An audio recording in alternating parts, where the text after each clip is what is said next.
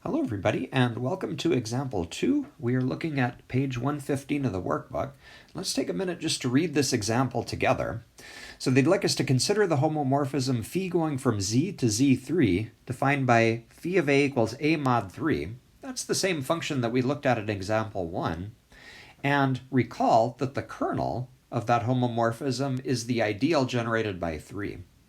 Okay, and what they'd like us to do is to complete the Cayley tables below for the factor ring z mod k. That factor rings is what you talked about in the last chapter, and then compare to the Cayley tables for z3. We'll see if we can make an observation about that. Okay, so we've got a lot of calculating to do here, and just to maybe help us conceptually, I want to write out the things that are in the kernel above. We already did this calculation before, but let's remind ourselves what it looked like. So k contained all multiples of 3.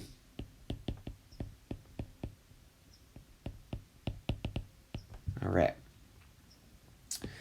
And so we are ready then to start filling in these Cayley tables. So let's first note the Cayley tables that they gave us. Okay, so these first two are Cayley tables for Z3.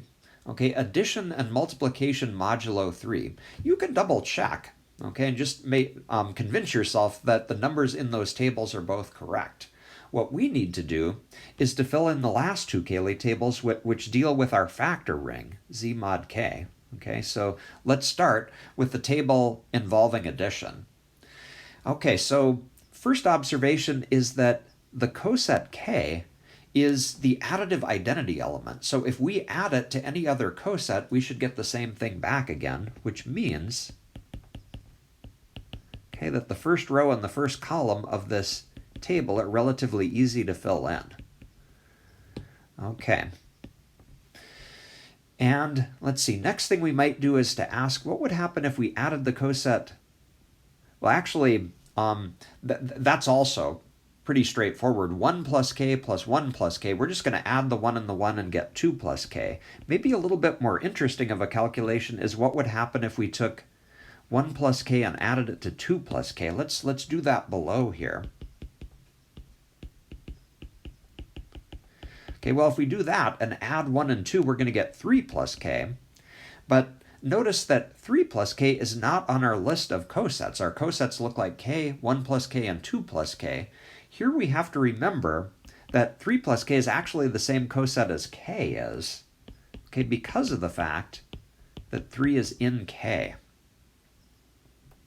All right, so when we add those two together, we're just going to get k. And similarly, if we take 2 plus k and add it to 1 plus k, we're going to get 3 plus k again, which is k. Okay, and then finally, what would happen if we took 2 plus k and added it to 2 plus k? Let's do that calculation down here. Okay, well, that would give us 4 plus k, but the coset 4 plus k is the same as 1 plus k because 4 minus 1 is 3, which is in k. All right, so there's our completed Cayley table for addition of our cosets. Okay, and let's clear a little clutter away here. All right, well, what about multiplication? Okay, so let's fill in this table.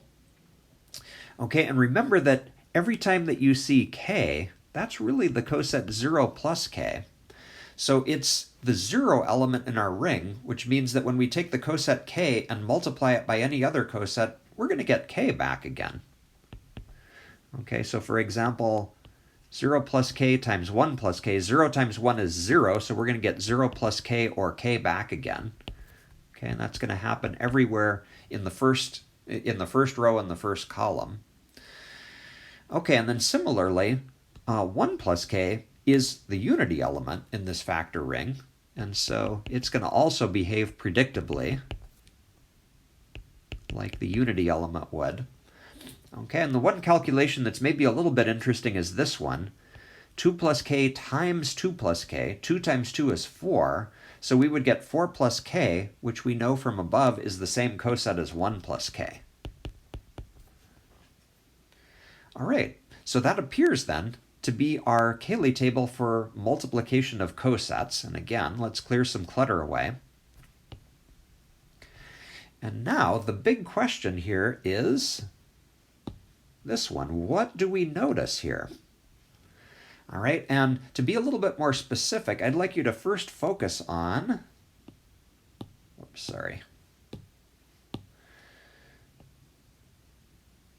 the two Cayley tables that involve addition. Do you notice any correspondence between those two?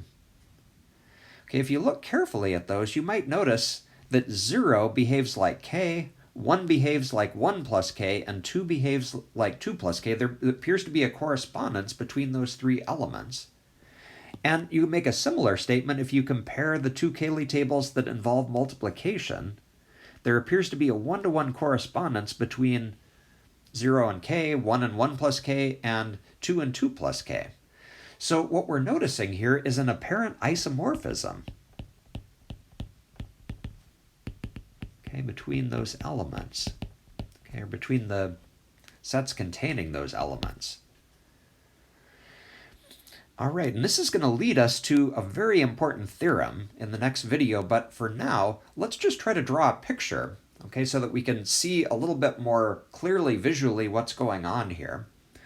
All right, so what we'll do down below, in the space below, we'll start out by kind of drawing a representation of our domain, Z, okay, and I'd like to partition that according to our cosets.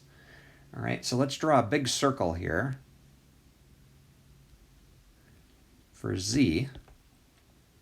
Okay, and we'll start with the things that are in our kernel. Those are multiples of 3, so minus 0, or minus 3, 0, 3, and so on.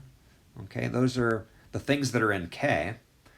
And then 1 plus k, that would be like taking all the things in the kernel and adding 1 to them, so we'd get negative 2, 1, 4, and so on. And then finally 2 plus k, take the things in the kernel and add 2 to them, we're going to get negative 1, 2, 5, and so on. Okay, if you think about it, you put those three lists of integers together, you're going to get all integers. Okay, and then we've got our mapping phi, which takes each of those integers and maps to the integer mod 3. Okay, so what happens is our codomain over here, Z3, has three things in it, 0, 1, and 2. Okay, and I'll let you think about it and confirm for yourself that everything that's in the kernel maps to 0. Okay, and sorry for all the arrows here. This is going to maybe look a little bit cluttered. And everything that's on the second list, negative 2, 1, and 4, you can confirm that all of those map to 1. Okay, and then finally, all of the things on the third part of our list, minus 1, 2, and 5, and everything else on that list map to 2. Okay, so we've got some nice symmetry going on in this diagram here. Okay, and just to make this a little bit less cluttered, let's just think of phi as being kind of all of those arrows together there. All right, and now what I'd like to do is to add another set to our picture here. Okay, the set of cosets, Z mod k. Okay, the set of cosets in our factor ring. There are exactly three things there, k, 1 plus k, and 2 plus k. And the isomorphism that we noticed above when we compared our Cayley tables was a correspondence between k and 0, between 1 plus k and 1, and between 2 plus k and 2. Okay, and I'd like to give that mapping that we just described in red a name. We'll call it C. And we're noticing that C of m plus k is equal to phi of m. Why phi of m? Because notice that these three numbers are actually outputs of the mapping phi. Okay, so the red mapping that we just described in terms of this picture really is the isomorphism that we noticed up above, and in the next video we'll kind of pull all of this together into one theorem.